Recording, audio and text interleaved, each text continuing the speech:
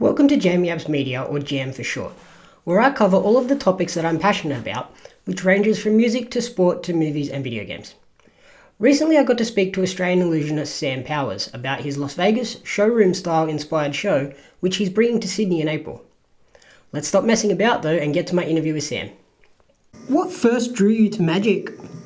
Well, I was 3 years old and I saw a magician at my kindergarten Christmas party. And since then, life's never been the same. I just fell in love with it and it's all I ever wanted to do. And when did you realise it could become a career? Well, I had a lot of hobbies as a kid. You know, I also played piano, I did martial arts, and I played a lot of tennis. And magic was just another one of those hobbies until one of my school teachers asked me to do a show for their kids, for their, 6th birthday party. And I was a very shy kid at school, and, that was really out of my comfort zone. He said, he gave me $40, said, get yourself a rabbit, put a show together. And I was 13 or 14 at the time. And, I did my first show with my friends making $8 an hour at Macca's. I made $40 for a half-hour show. I thought that was pretty good money, and I was onto something. So went on from there to do more and more, and started doing restaurants and then corporate events, and moving on to cruise ships and bigger shows, and now touring. And were your family really supportive? Yeah, well, I went to a really good high school, and I was a straight A student. So my parents were initially a bit kind of funny about running away with the circus, so to speak, when I should really probably go to university and be a doctor or something, like a lawyer. But it was eventually when they saw how serious I was about it that they started becoming really, really supportive. So my first year out of high school, I won the Australian Championships for Best Stage Magician of the Year. Where I was competing with magicians from all around Australasia, and then a month after that, I was elected as the president of the International Brotherhood of Magicians, world record, 19 years of age, being elected. And so it was then that they kind of realised this just wasn't another. So I think this is a very serious passion of mine, and they're my biggest fans, and they follow me around the world. And you've been awarded the Magician of the Year 5 times. How does that make you feel? Well, it's good, it's good to be recognised by your peers, because everyone, I guess, has their own, their insecurities and self-doubt. But when your peers recognise you as your work being great, it really, I guess, it gives you the confidence to keep on going, and you feel like you're doing the right thing. So it's always good to get that recognition. Throughout the years, you've performed for a raft of high-profile celebrities. How were those experiences? Great.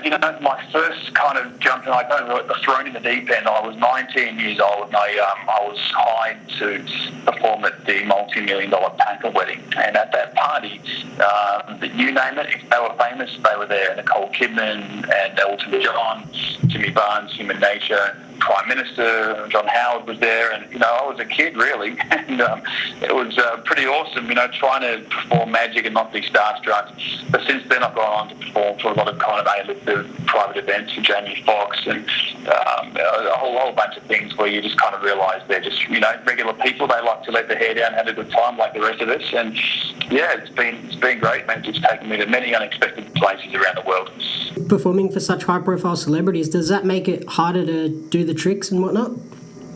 Well, I guess initially the nerves were there, but now, performing for a celebrity is the same as performing for anyone really. So, it's, I guess in those early days it was just more nerve-wracking being around someone so famous. But now after 20, 25 years doing this, the nerves are pretty much under control. It's more so the engaging with each individual personality that's different. Some celebrities are great. They're, really humble and just nice and normal. And then you get some other celebrities that are just really, closed off, and they just give you nothing. And it's interesting that from my experience, the more kind of closed off, I guess you'd call maybe even arrogant celebrities, are the B-lister and the C-lister, the big A-listers, the big high profile, they're the most humble, down-to-earth people I've met. It's funny how that works. I've discovered that, but everyone's different, I guess. And how do you combat those sort of people that come to a show and are there just trying to pick apart all the tricks? Well, so those kind of people are great. I mean, they're the kind of people that come back to the show, 2 or 3 times to figure it out. I mean, there are 2 types of people. There's the type of person that comes to the show, they have a very analytical, logical mind, and they just want to sit there and pick and figure out how it's done. And that's fine. That's what magic's all about, to create that mystery.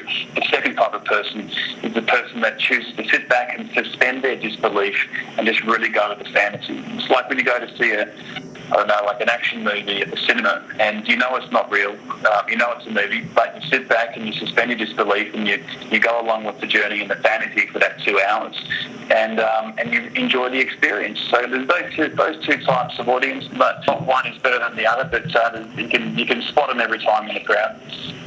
And recently you were part of the Illusionist World Tour. How was that experience?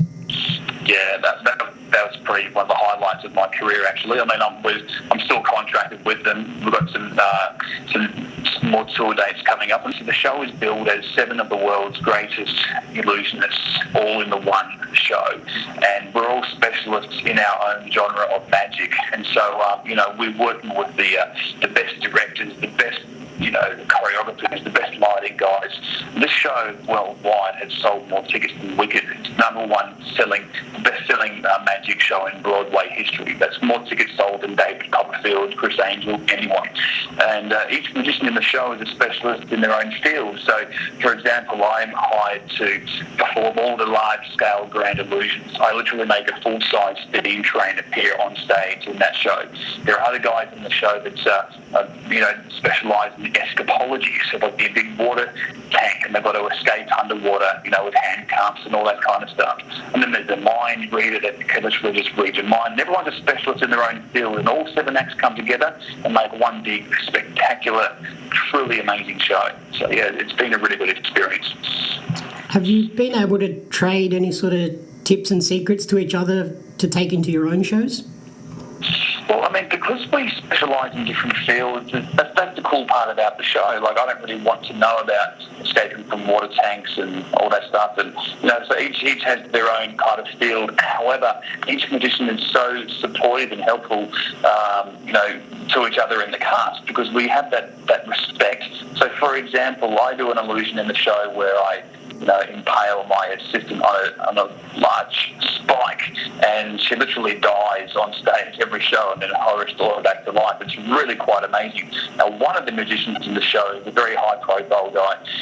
He's done the illusion before, and he, for example, would take me and my assistant backstage and give her lessons on how to die in a way that's more theatrical and more convincing. And so, just little things like that are really, really cool. That we give each other our own time and respect, and we're all there to kind of better the art form and really bring it to the next level.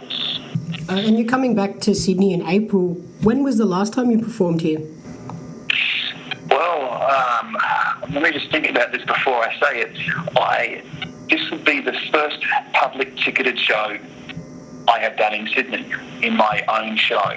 So for me, this is very exciting. It's the first time I've brought my full-scale grand show to Sydney, where you can buy a ticket and come and just watch everything I do on its biggest and most grand scale. So it's a first. It's a big dream of mine. I've always wanted to do this in my own solo show, and we're definitely excited to bring it to Sydney, April 14, 15, 16.